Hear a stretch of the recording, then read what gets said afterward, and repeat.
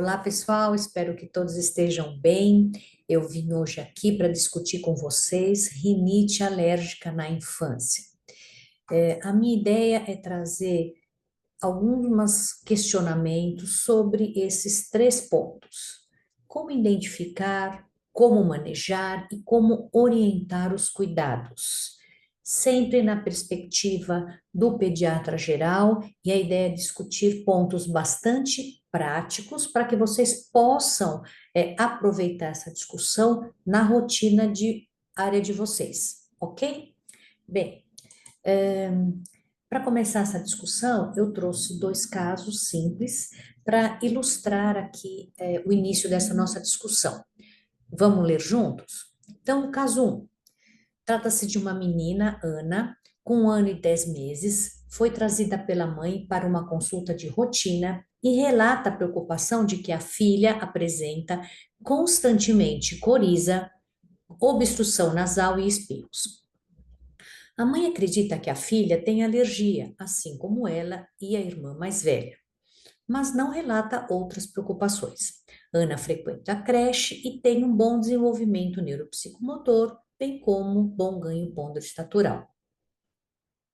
O caso 2 também é uma menina, Maria, tem 3 anos e 10 meses e foi trazida pela mãe também para uma consulta de rotina e relata a preocupação de que a filha apresenta constantemente coriza, obstrução nasal e espirros.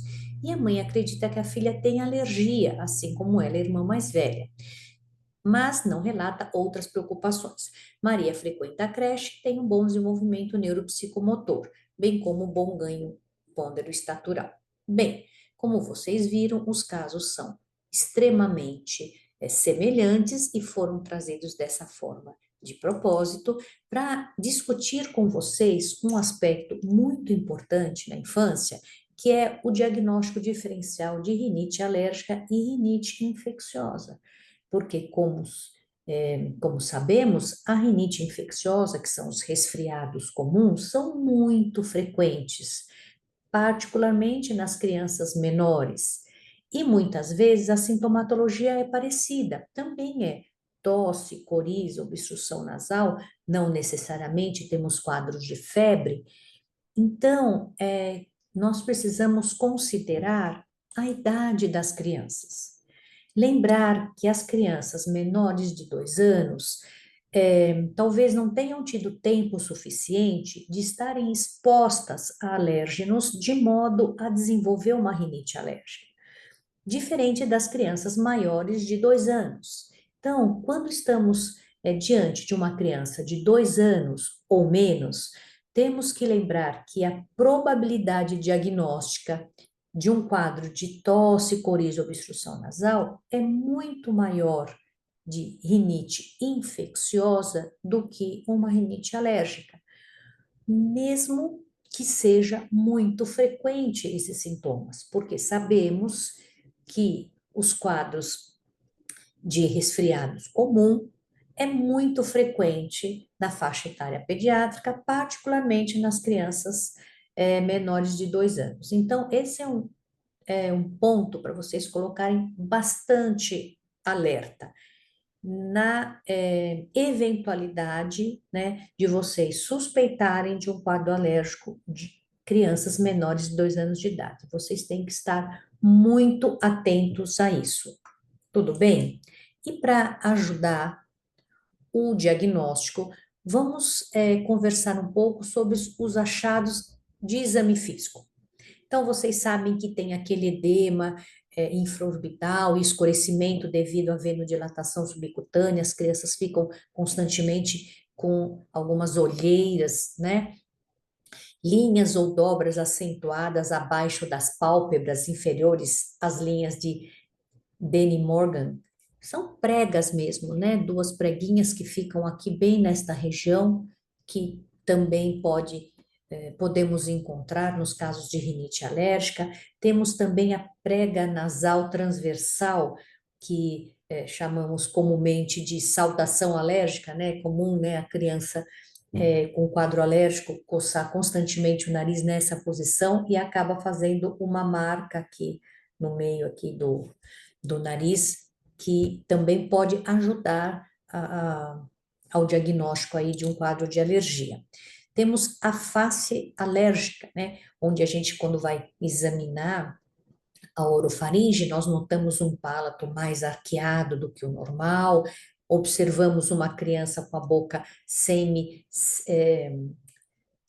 semi-aberta, com uma respiração bucal e má oclusão dentária, sugerindo, né, uma obstrução aí constante, das vias aéreas superiores.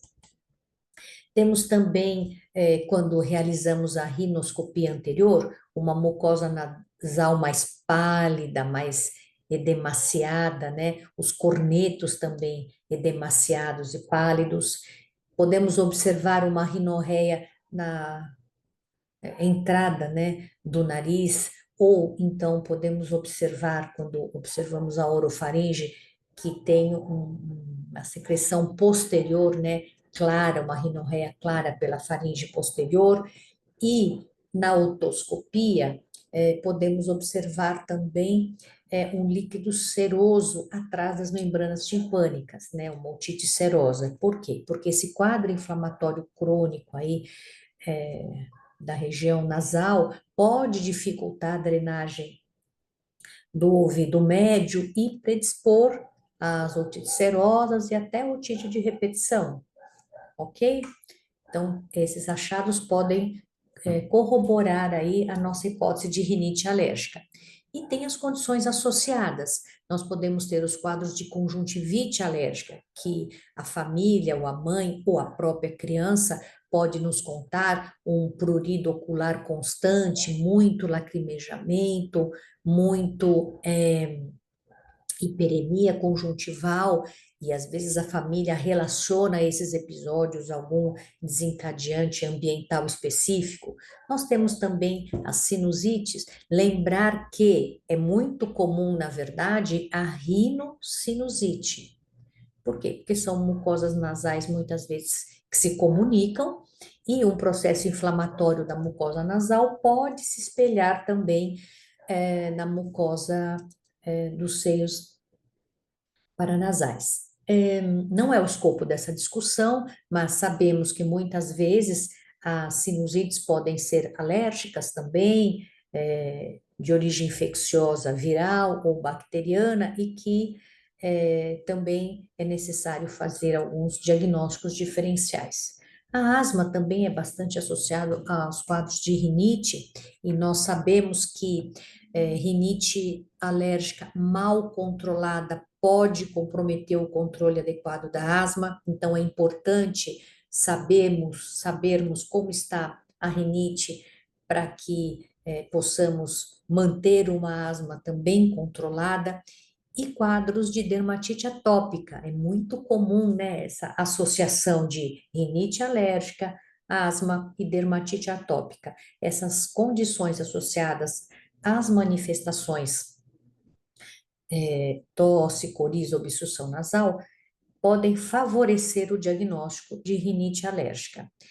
E já comentado, né, que esses quadros de rinite alérgica ou de rinocinusite alérgica podem dificultar, né, a drenagem do ouvido médio, causando até uma disfunção tubária, enfim, levando ao quadro de otite de repetição ou uma otite serosa com as complicações aí pertinentes a essa condição. Bem, então, muito importante, o diagnóstico de rinite é clínico, considerando faixa etária, manifestação clínica e os achados que nós comentamos agora há pouco, tanto de exame físico como os quadros associados. Ele é clínico.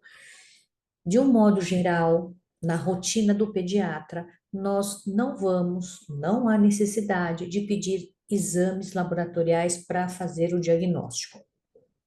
Alguns exames, por exemplo, que se encontram na literatura, como o prick test, né, ou o RAST, que é feito no sangue, normalmente eles são pedidos em quadros muito específicos, naqueles quadros que não melhoram terapêutica habitual, com a orientação habitual que nós vamos ver a seguir, e eles ajudam, se eu estou pensando em terapêuticas específicas, né, como imunoterapia. Agora, na rotina, ele não auxilia na maioria dos casos. Por quê? Eu posso ter um quadro, um exame positivo para algum tipo específico de alérgeno e eu não tenho a manifestação clínica. Então, o mais importante é conversar com a família para identificar qual é o alérgeno para aquela criança, em que situação aquela criança desenvolve os sintomas. Por exemplo, ela pode contar que quando ela vai para algum lugar, ou que tem fumo, ou que tem algum alérgeno muito específico, por exemplo, é, casa que tem gato, que não é a realidade da criança, ou um ambiente que ficou muito tempo fechado, né? Essa criança tem a manifestação da rinite, com obstrução nasal, coriza, espirros. Então, tem a correlação clínica. Então, é muito mais importante orientar a família para tentar identificar qual é o alérgeno que causa a sintomatologia na criança, do que rotineiramente pedir os tais de exames de alergia. Tudo bem? Vamos em frente? E nesse manejo agora, né, nós já tiramos a história, fizemos o exame clínico e estamos aqui pensando, talvez seja mais alérgico mesmo. Super, super importante a gente abordar os fatores de risco e exposição ao fumo, vocês já sabem de longa data que é extremamente prejudicial para todos os quadros respiratórios, certo? Então, tendo a oportunidade de conversar com a família, é, oferecer a possibilidade de parar com o fumo, conversar com a família sobre isso e tentar de alguma forma sensibilizar e orientar, né, a possibilidade de interromper esse fumo. É comum a gente ouvir, né? Ah, mas a gente não fuma fora, não fuma dentro de casa. Hoje a gente sabe que não adianta muito, na verdade, né? Porque o fumo fica impregnado na roupa, enfim, com todos os prejuízos que vocês já sabem. É, também a história familiar de atopia, né? São coisas importantes para ajudar, é muito comum, embora não seja de exclusão, mas é muito comum você ter um parente próximo, né? A mãe ou os irmãos com quadros ou de dermatite, ou de asma, ou de própria rinite. Então, são fatores aí que a gente sabe de maior risco para, de fato, ter a rinite alérgica. E a exposição a ácaros. Este é o maior alérgeno, né? E eles estão em todos os lugares. E aqui eu acho interessante a gente nomear, porque muitas vezes, quando a gente vai fazer a história, né, a investigação dos fatores desencadeantes e vai orientar, a gente costuma orientar genericamente, né? Olha, tira a cortina, tira o tapete, passa pano, que são muito pertinentes e válidos, mas eu preciso também desenvolver a lembrar de perguntar especificamente como é a casa daquela criança, pedir para a família descrever o ambiente onde a criança passa a maior parte do dia, onde é o lugar que a criança mora, para que a gente, a partir da realidade daquela criança, poder fazer orientações mais customizadas e não tão genéricas, porque às vezes não tem cortina, não tem tapete, mas tem embaixo da cama da criança, por exemplo, um lugar onde se guarda muitas coisas que não são utilizadas, né? E às vezes a família não identifica aquilo como um problema. E às vezes o bolor também, né? Às vezes eu gosto de orientar, olha, dá uma olhada aí atrás dos móveis, né? Por que será que a sua criança está com tanta sintomatologia? Será que tem alguma coisa escondida causando alguma questão alérgica? Isso é muito importante no manejo, tentar identificar fatores de risco e fatores predisponentes também, tá? Bom, e aí, pensando já que estamos frente a quadros já de muita suspeita de rinite alérgica, nós estamos aí discutindo o manejo. O mais importante, mas muito importante, como vocês já sabem, são as medidas não farmacológicas. E eu tenho certeza que se vocês se atentarem a essas orientações e conversarem com a família de modo compartilhado, como se faz, né, a limpeza nasal, vocês vão se surpreender, como é muito comum as pessoas não fazerem ou fazerem de modo inadequado. E a gente sabe que limpeza nasal com solução salina, tanto irrigação ou alguns dispositivos por spray nasal, ajudam muito, muito a melhorar o quadro de rinite alérgica. Porque além de ter um efeito mecânico aí, né, de limpar tanto as secreções acumuladas, como também das possíveis alérgenos na mucosa nasal. Então, é muito importante que a gente gaste um tempo da consulta conversando esse tipo de orientação com a família. E aqui alguns exemplos da irrigação nasal. Então, tem alguns dispositivos aí que a gente pode dispor para fazer a lavagem nasal.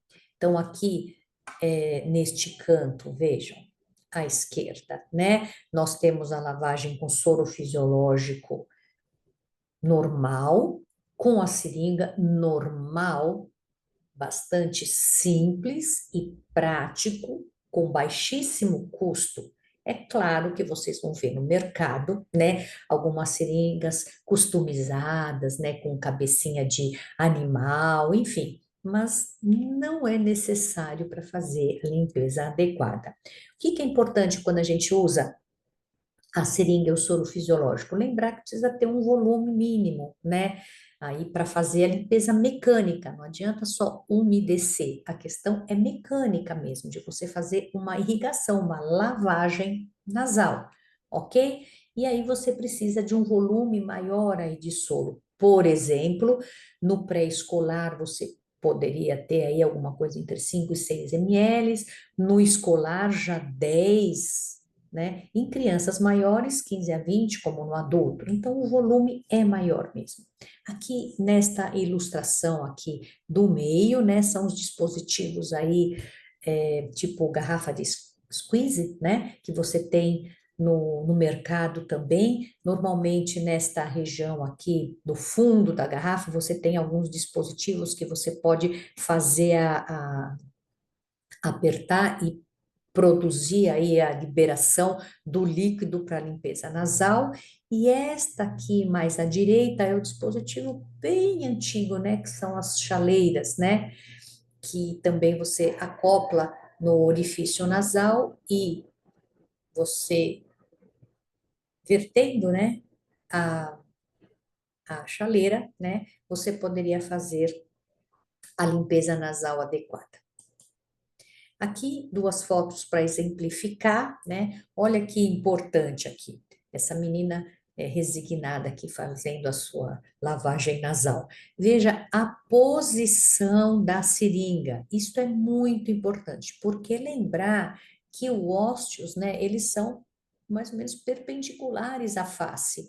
Então, a posição correta da seringa é como está mostrando nesta foto, nessas duas fotos, ok? Então, ela tem que ficar perpendicular ao rosto, de preferência, o soro pode estar levemente aquecido morno, tá? Cuidado, ou a temperatura ambiente. Não é recomendado soro frio, porque ele pode irritar a mucosa nasal, ok? Então, o posicionamento, e vejam que a criança está levemente com a cabeça inclinada para frente, isso também ajuda. E a ideia é essa mesmo, que saia pelo outro lado, né?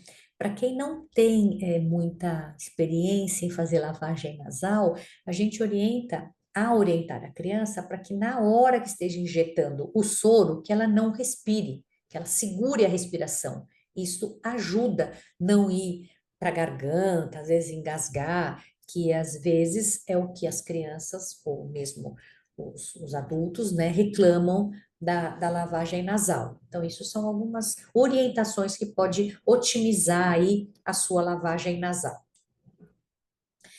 Além dessa irrigação com esses dispositivos que a gente acabou de ver, nós temos também spray nasais, ok? que são comercializados.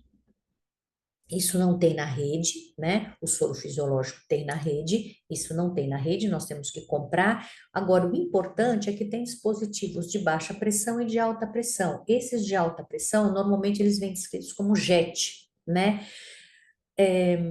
Por quê? Porque o de baixa pressão, ele apenas irriga, umedece a mucosa nasal. Ele não é efetivo para realmente fazer a limpeza. E o de alta pressão, ele faz um jato maior e realmente faz um papel semelhante ao da irrigação. São dispositivos mais caros, há quem prefira a lavagem nasal, mas não são superiores, ok? A boa seringa e o soro fisiológico básico dão muita conta da lavagem nasal com eficiência. E outra dúvida que às vezes surge, que vocês podem de repente se deparar, é se a gente usa solução isotônica ou se usa solução hipertônica. O recomendado é uma solução isotônica, ok? As soluções hipertônicas são indicadas em algumas situações específicas, e na rotina elas podem inclusive agredir a mucosa nasal. Então a gente orienta solução isotônica. Tudo bem? E aproveitando, né, esse tipo de dispositivo, na verdade, a gente vê uma utilização em crianças pequenas, em bebês, né, mas os aspiradores nasais não são recomendados rotineiramente. Particularmente esta que está aparecendo aqui na nossa apresentação, porque ela acaba fazendo uma pressão positiva e pode machucar o nariz, pode até fazer pequenas machucados mesmo no nariz, porque faz uma pressão grande. Então, não há necessidade de fazer aspiração nasal das crianças de rotina. Vocês vão ver, a gente vai discutir provavelmente na nossa oficina presencial, alguns outros dispositivos, né? Existe um dispositivo que você coloca na boca da mãe, tem uma válvula, certo? E coloca no nariz da criança e você aspira, a mãe aspira o nariz da criança e você aspirando também. Tem uma válvula, então a mãe não aspira a secreção da criança. Eu vou contar para vocês que as mães gostam muito disso, embora possa parecer estranho. Isso não faz muita pressão no nariz, né? Então não tem grandes comprometimentos. Então, para aquela mãe que precisa de mais dispositivos para fazer a limpeza nasal do nariz, provavelmente isso pode também auxiliá-la, ok? Bom, então, a maioria dos quadros de rinite alérgica, ou até das rinites, né, infecciosas, a gente pode lidar com a questão da secreção nasal com medidas não farmacológicas, ok? Agora, as rinites alérgicas podem se beneficiar também de medidas farmacológicas.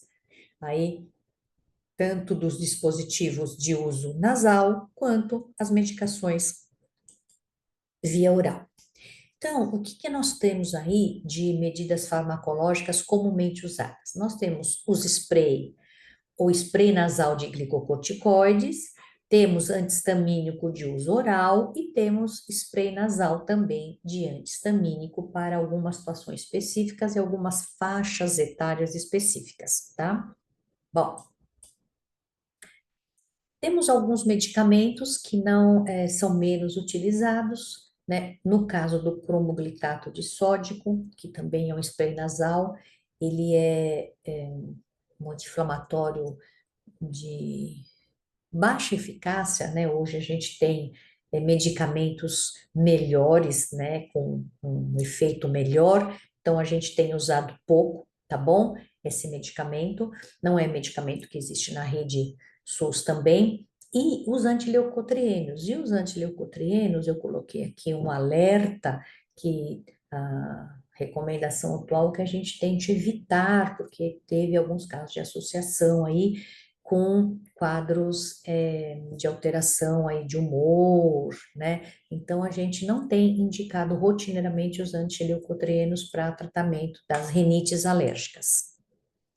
Bom, voltando novamente às questões aí da idade da criança, eu trouxe de novo essa informação que, no caso do manejo da sintomatologia de nariz escorrendo, obstrução nasal e prurido, em que as mães ficam muito preocupadas com essa sintomatologia, que a gente entende, né? Porque é uma coisa que às vezes atrapalha um pouco o sono, né? Pode atrapalhar o sono, a criança está sempre com aquele quadro respiratório aí, atrapalhando a rotina, sempre fica a preocupação de alguma coisa mais grave, mas não percam de vista que crianças menores de 2 anos, normalmente elas são rinites infecciosas e que, portanto, as medidas farmacológicas não estão indicadas. Para que vocês indiquem medicação para rinite alérgica de crianças menores de 2 anos de idade, vocês têm que estar muito, muito convencidos da situação, que vocês já descartaram todas as outras possibilidades, não é mesmo uma rinite infecciosa, para então começar a pensar no uso de medicamentos, ok? Lembrando até porque nós temos muitas medidas não farmacológicas, né? Então, cuidado com o uso de medidas farmacológicas para crianças menores de 2 anos de idade. E para eu decidir a minha melhor conduta farmacológica, né? Já conversamos aqui de novo sobre a idade, e nós precisamos ter uma ideia do padrão de sintomas, frequência e gravidade, para que eu possa decidir se eu estou frente a uma rinite intermitente ou uma rinite persistente. Eu preciso fazer esse diagnóstico e considerar também se eu estou frente a quadros leves ou quadros moderados a graves.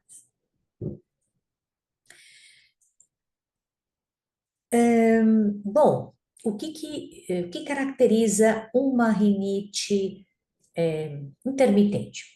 São quadros de sintomatologia, poucos dias, menos de 4 dias na semana, sempre a gente considera no último mês, né? Lembrar que fazemos perguntas difíceis para as famílias, então, às vezes, no primeiro encontro, nós não conseguimos essa clareza de informação, porque a mãe não sabia que era importante saber como que é a manifestação no último mês, então que às vezes precisamos de mais um ou dois encontros para que a mãe possa observar essa sintomatologia e nos trazer uma informação melhor, ok? Então que a gente tem esse tempo aí para decidir, não tem gravidade na maioria dos casos suficiente para que a gente tenha que no primeiro encontro já decidir todas as coisas.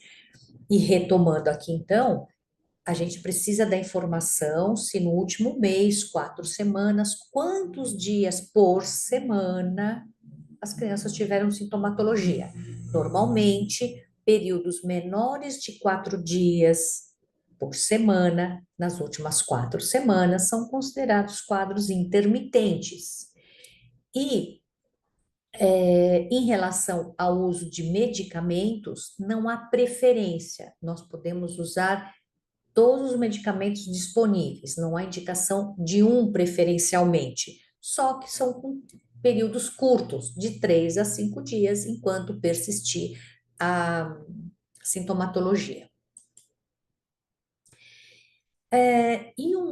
Do outro lado, tem os quadros persistentes. E os quadros persistentes, normalmente, então, são com sintomas 4 dias ou mais, por pelo menos 4 semanas. E aí eu vou caracterizar quadros persistentes leves ou persistentes moderados a grave.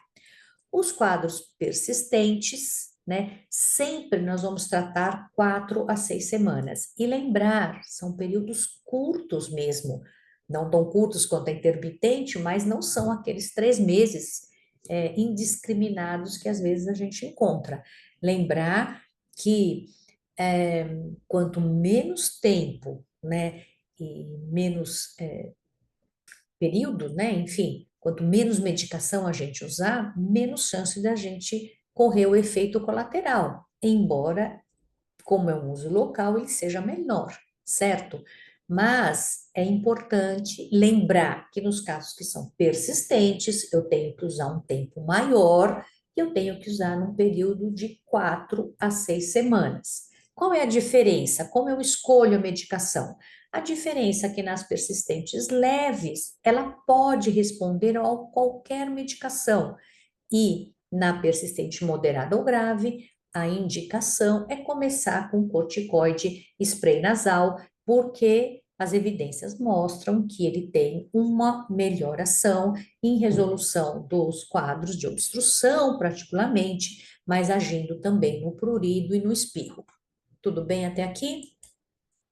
Bom, e como a gente comentou, né, lá atrás, né, tem vários medicamentos que eu posso usar para o tratamento da rinite alérgica.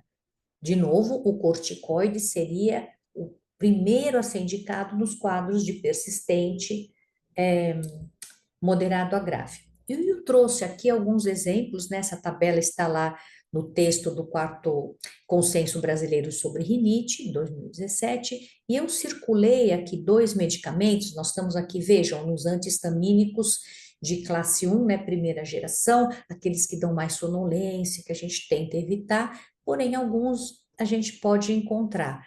Mas vejam, além do quadro de rinite alérgica não ser comum em crianças pequenas, menores de 2 anos, tem alguns medicamentos, né, que eles não têm comprovação que podem, ou liberação para crianças pequenas. Vejam, esses 2 medicamentos são os únicos que têm comprovação que eu posso usar a partir dos 6 meses.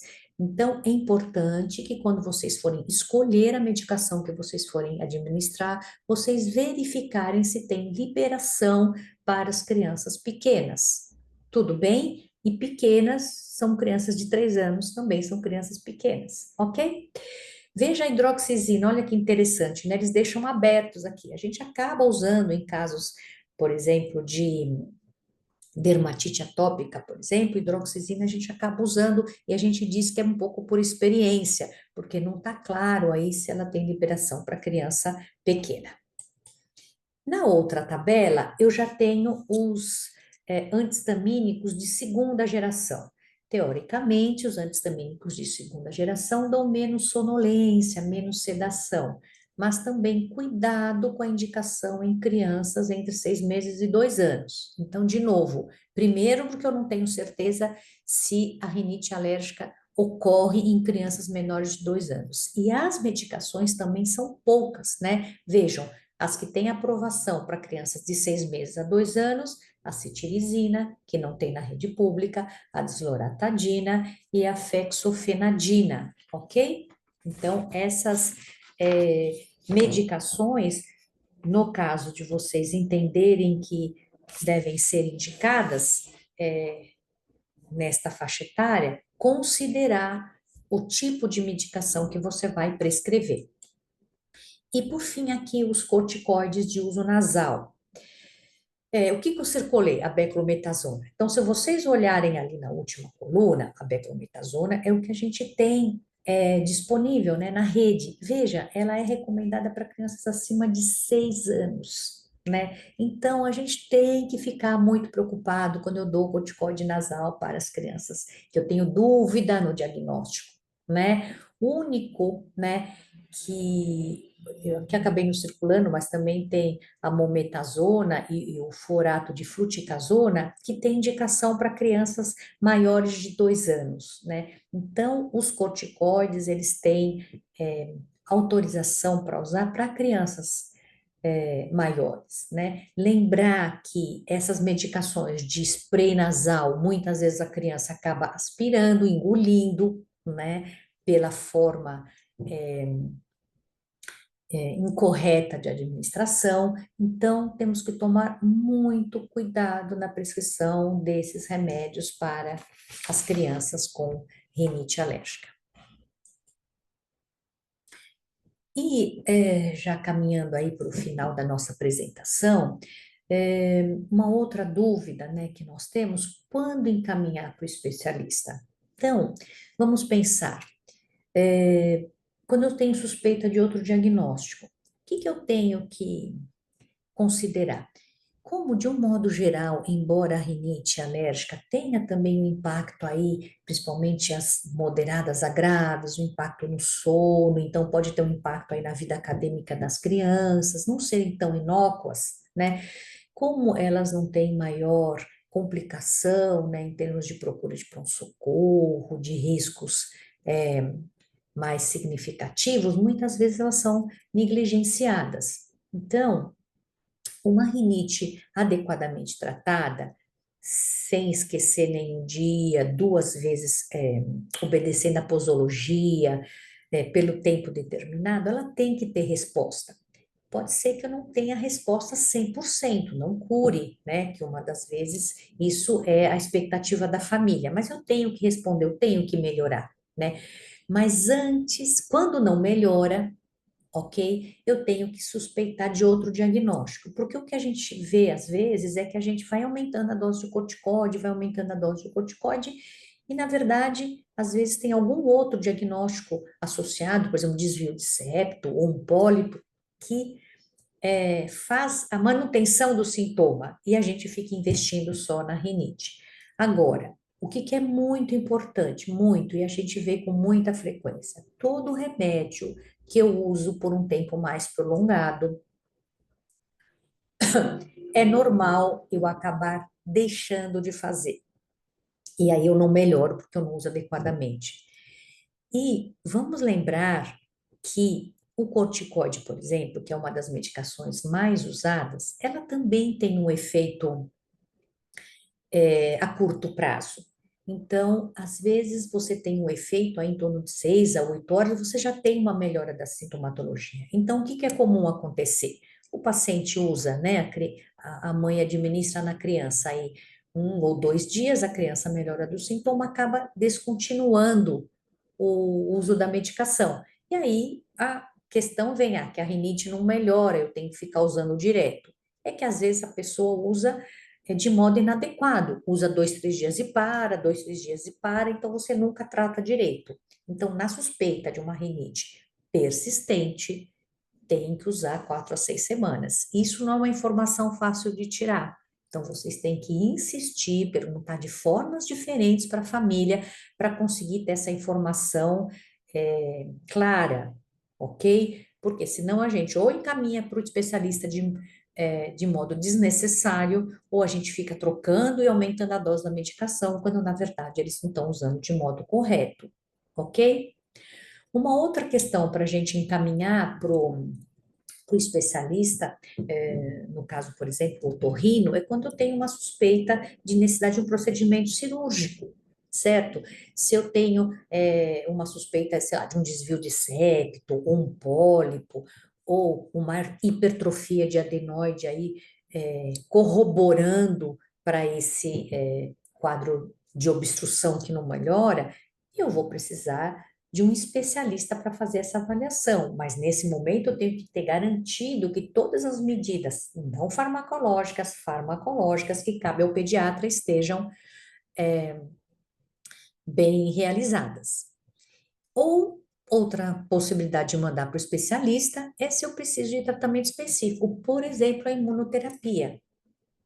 E aí eu não estou falando daquelas gotinhas que a gente faz sublingual, eu estou falando de imunoterapia mesmo, né? Que aí eu preciso identificar o alérgeno, eu preciso fazer uma proposta de imunoterapia específica. Muitas vezes eu tenho um quadro de asma também grave, então são a exceção. São esses são os casos menor número, que muitas vezes eu preciso do especialista, porque ele foge do escopo, né, da maioria dos casos que o pediatra geral conduz, ok? Espero que esteja claro aí a importância da gente lidar com os quadros de rinite alérgica com bastante cuidado e responsabilidade. E, por fim, né, o nosso último ponto que a gente combinou de discutir são as orientações com as famílias, certo? Para as crianças, inclusive, vocês sabem que nós precisamos nos dirigir às crianças, mesmo que pequenas, explicando para elas de um modo compartilhado e com a sua família como cuidar da rinite. Então, quais são os aspectos que eu considero importante para a gente ressaltar aqui?